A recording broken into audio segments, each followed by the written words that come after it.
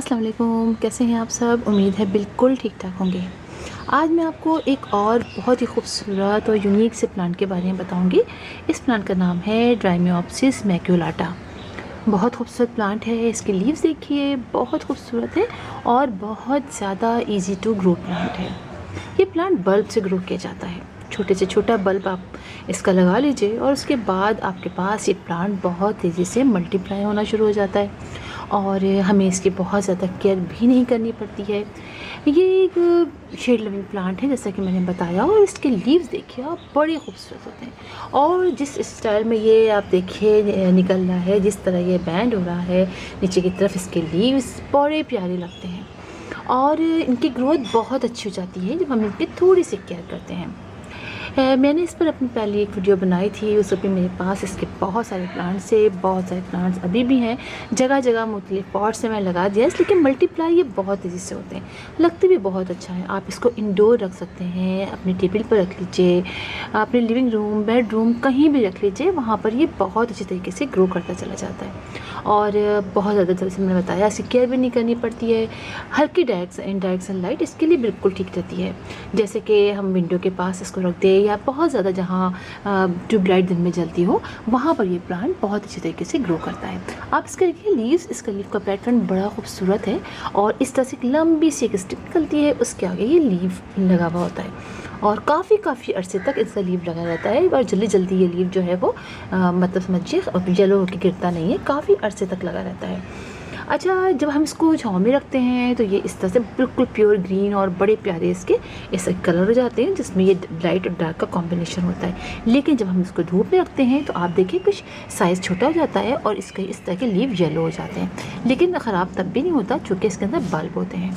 और इसकी मिट्टी जो है, हम हमेशा की तरह हर प्लांट की तरह इसकी वेल ड्रेन बनाते हैं, क्योंकि ये बल्ब से ग्रो होता है। और बल्ब जो है, आप जानते ही हैं कि बल्ब के लिए पानी बहुत ज़्यादा नुकसान करता है, ओवर वाटरिंग, यानी अगर पानी इस पॉट के अंदर रह जाता है तो हमारा प्लांट जो है वो बल्ब जो है वो ख़राब होना शुरू होता है, उसमें फंगस लगना शुरू हो जाता है। लिहाजा हम इसको पानी बहुत देख के डालते हैं और वेल ड्रेन सॉइल बनाते हैं और पानी उस वक्त डालते हैं जो हल्का सा ये ड्राई हो जाए। जैसे कि देखिए आप, इस वक्त मेरा हल्का सा यानी समझे इसमें पानी है और बिल्कुल पानी जब अच्छी तरह से समझिए, ऐसे मैंने आज डाला, गर्मियाँ है ना, मैंने आज पानी डाला, अगले दिन आके मैंने चेक किया, मुझे लगा कि हाँ ये ड्राई हो गया है। और ड्राई होने के बाद हल्के से लीव नीचे बैंड भी कर जाते हैं। इस वक्त आप देख रहे हैं ना मेरा ये 1 घंटे पहले ड्राई हो गया था, तब मैंने पानी डाला, तो अभी इसका ये वाला लीव देखिए काफ़ी ऐसा खड़ा हो गया है और कुछ अभी भी बैंड किए हुए हैं। लेकिन थोड़ी देर बाद ये सारे हल्के हल्के से उठ जाएंगे। जैसे कि आप देखिए ये उठे खड़े हैं, देख रहे हैं, उठ जाएंगे और 1-2 प्लांट जो है लीव्स वो नीचे रहेंगे, जो ज़रा सा छोटे हैं या पतले हैं वो रह जाएंगे। ये बाकी आप देखिए कितनी अच्छी इनकी ग्रोथ हो रही है। आप इनकी देखिए स्टेम देखिए कितनी अच्छी हो रही है। तो हम पानी का ख्याल रखते हैं, हम इनडायरेक्ट सनलाइट का ख्याल रखते हैं कि इनडायरेक्ट सनलाइट में रखें और पानी जो है वो देख के डालें और वेल ड्रेन सॉइल बनाएं। और फर्टिलाइज़र, हाँ आप इसको डाल सकते हैं। वैसे तो मैं बहुत ज़्यादा फर्टिलाइज़र नहीं डालती हूँ, लेकिन जब हम फर्टिलाइज़र इसको हर 15 डेज से डालते हैं, लिक्विड फर्टिलाइज़र ऑर्गेनिक डालिए, इसमें कोई ज़रूरत नहीं है आप NPK वगैरह। अगर आप NPK ही डालते हैं तो वेल एंड गुड, आप डाल दीजिए। लेकिन अगर आप जैसे मेरी तरह, मैं तो सिर्फ गोबर की खाद का या कॉम्पोस्ट का या सरसों की खली का फर्टिलाइज़र डालती हूँ बना के, और बस वही डालती हूँ, तो वही आप इसको हर 15 डेज से डाल दीजिए, तो आपका प्लांट बड़ा अच्छा ग्रो करता रहेगा।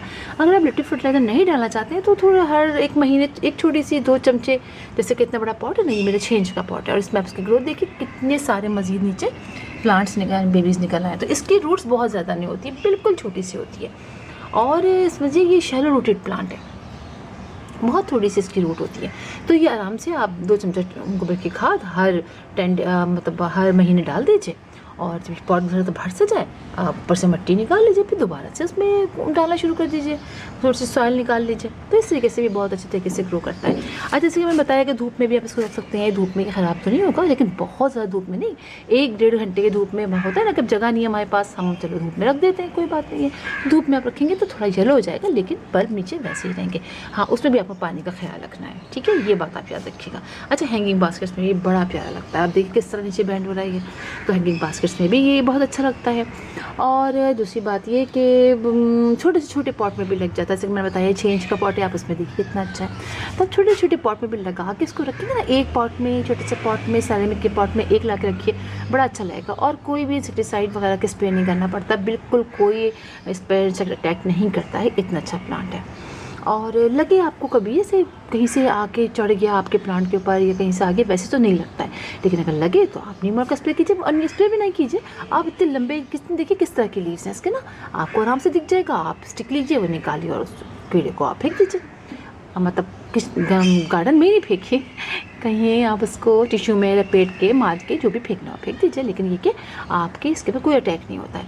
अच्छा देखिए, मैं आपको दिखाती हूँ कि मैंने कुछ बल्ब अभी निकाल के इसको रखे थे, धूप में रखे थे, थोड़े से येलो हो गए।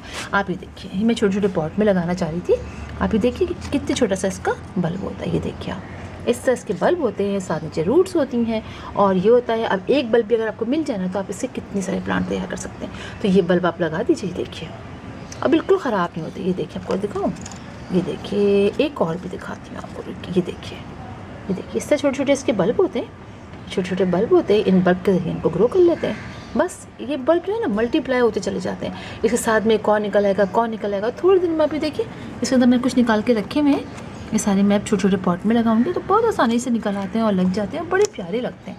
और देखिए, मैं आपको दिखाऊँ, इसके अंदर मज़ीद मल्टीप्लाई हो रहे हैं। ये तो देखिए साइड में ये एक और निकल आया, तो ये दूर जाके निकला है, देख रहे हैं आप, दूर निकला है, यहाँ पर ये कुछ है, ये दूर निकला है। तो ये पूरे पॉट में ऐसा था, छोटे छोटे से साइड बाय साइड निकलते चले जाते हैं और हमारा पॉट भर जाता है। तो आप इस प्लांट को ज़रूर लगा सकते हैं, नर्सरी से अगर मिल जाए तो बहुत ही अच्छा है।